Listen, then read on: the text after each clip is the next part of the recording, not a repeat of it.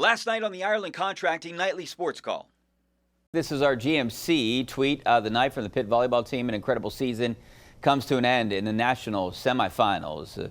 Pitt Nation, thank you for your continued support all year long. We'll be back, H2P, that's 3 straight years. Eventually, they're going to get to that final game. They got the makeup, they got the coach, they got the players. I think they'll do it. You know, Pitt has really turned into a powerhouse on the national stage, unlike some of their other sports. But volleyball, when you think of volleyball around the country, Pitt has to be in the top 5 teams that you would mention. Yeah, I think 3 of the other 4 teams you'd mention are probably playing right now in the Final Four. Nebraska, Texas, Wisconsin, Pitt. I think it's very cool. I think they deserve a lot of credit. No shame in going out to a Nebraska team that's a complete powerhouse. I caught most of the last 2 sets of the match. My wife played club volleyball in college. My sister-in-law played D1 volleyball, so I have, I think, a decent appreciation, Richie, for how tough that sport is, how grueling it is.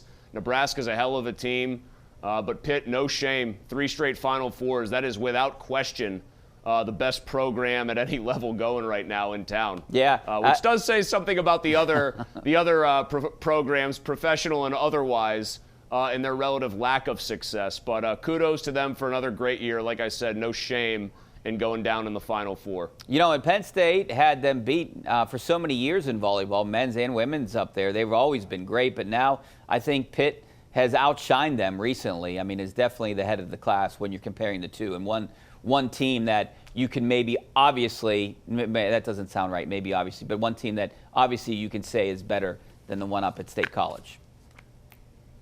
Had to make it into a Pitt-Penn State thing. Fine, I want Richie. them to play and everything. All right, let's go out to the phone lines. We got Will out in McKees Rocks. How you doing, Will? Hey, guys. How are you tonight? Good, thanks for calling. Thank you for taking my call, Richie, as always. I was wondering if you both think in the game Saturday afternoon if Trubisky may have a short leash this week. You know, that's a great question. And, you know, I talked to Jerry and a couple other people, Jerry Dulac, our Steelers insider, and a couple other people within the Steelers organization. I don't think he will. I think he's their guy right now. And look, I mean, we're calling for Mason Rudolph. Some fans out there are. He's not the answer either. I don't think they have the answer at quarterback on this team. No, I don't think you could Voltron all 3 of these guys together when they're healthy and try to come up with the best parts of each one of them as a football player. And I'm not sure you'd even have a top 15 quarterback in the NFL if you took the best of Trubisky, the best of Rudolph, and the best of Pickett, because I don't think there's a shred of pocket sense among them. As to Will's actual question, though, I'm mostly in agreement with you, Richie, and with Jerry and everybody else. It is hard for me to imagine, given some of the things they've said about Mason, how rusty he is, how really he doesn't get a ton of reps. Without Trubisky maybe throwing like 3 picks in the first half and the Steelers being down by at least 2 scores, I have a hard time imagining that Mike Tomlin would pull the ripcord on that, because I think it would be seen as a desperation move. You know, you start, Mitch Trubisky, he gets 1 game on a very short week with very little practice time. He doesn't play well in that game, at least for 30 minutes, and then only plays somewhat well, and then you yank him after 1 more half of football. That would just be, I think, hopping from quarterback to quarterback, and would probably not do many favors for the Steelers. Yeah, he gives them their best chance of winning. I think the game's going to be close. But you're going to want Trubisky to start next week, too, because who knows when Kenny Pickett will be ready. You would think or hope that it would be that Seattle game. Let's go out to Dave in the north side. How you doing, Dave? Yeah, I want to talk about the Steelers. I think they need to get some trades or something and get some more draft picks, because our players are getting older. It's time to get there. It's time our general manager to start to take over. Hey, Dave, thanks a lot. You know the trade deadline actually happened a while ago, right, Dave? Yeah, we cut him off. Yeah, obviously they didn't do much, didn't do anything. I mean, I think they had a good draft this year. I really do. I can't complain about that. I mean, Keanu Benton has been a star. Joey Porter Jr. These guys look pretty good. And Broderick Jones out there, too, changed the run game for this team.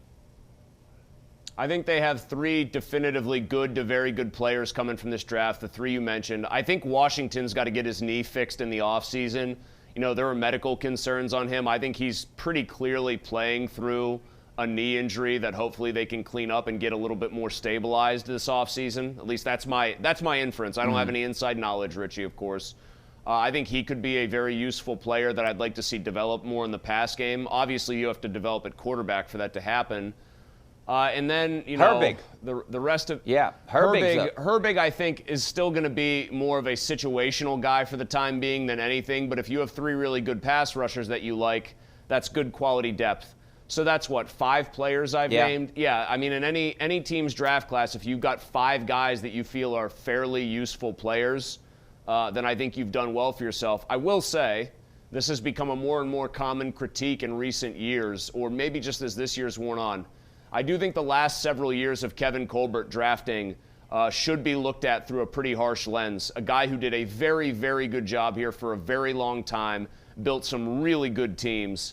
But the last several years of his tenure, I think, were lacking in that department. Yeah, I mean, you can point to guys like Kendrick Green, wasted of a pick. How about Najee? How about a first-round running back who's a job share guy?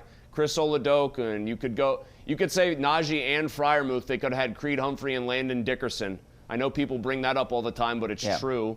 I think you have to really question the Pickett pick. There's a lot of them, really, that you should be questioning at this point. All right, let's go out to Jen in Evansburg. How you doing, Jen? Hi guys. Hey. First, I just have a comment. First, I want to say I love the Steelers. But let's face it, they played 13 games. They've won 7. And out of those 7, they hardly won the games. There wasn't one game that, oh, boy, they went out there and they won. Yeah.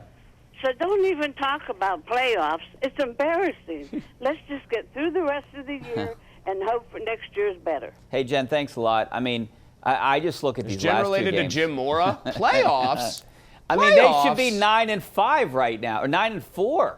I mean, they're 7-6. They should have won those last 2 games. I know you don't like playing that game because I feel like they could have lost the Cleveland game. It was smoke and mirrors, I think. That's what was my question to you. Do you feel like it was smoke and mirrors? I mean, they should have lost to Baltimore, 2 dropped touchdowns. I mean, that game would have been over. It would have been 17-0. They should have lost to Cleveland. This team is much closer, in my opinion, instead of saying, oh, they should have beaten 2 horrible teams in a row to be 9-4.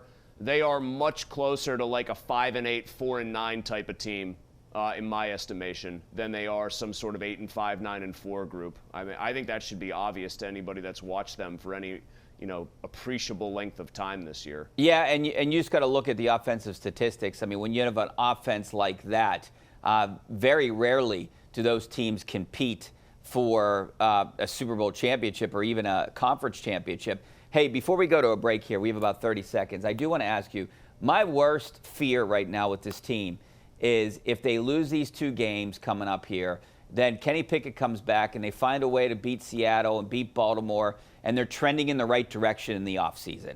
I think that's the worst scenario for the Steelers because everyone will be optimistic about next year. I don't think if they come back and win and go 9-8 and win those last 2 games with Pickett, unless he throws for like a combined 750 yards and 6 touchdowns, I don't think anybody will think they're on the right track. They'll just look and say, wait a minute, you lost how many games in a row to fall out of playoff contention? You might have beaten a Baltimore team that had nothing to play for. I think 9-8 would annoy me at this point if it happened that way, but I don't think it would trick anybody, even their front office, even Art Rooney II. I don't think it would trick anybody into thinking they have the right trajectory for next year. And if you want to get your opinion heard, don't forget to tune in to the Ireland Contracting Nightly Sports Call tonight at 10:35 on KDKA+. So give us a call at 412-575-2600. We do it every night after the 10 o'clock news. For CBS News Pittsburgh, I'm Rich Walsh.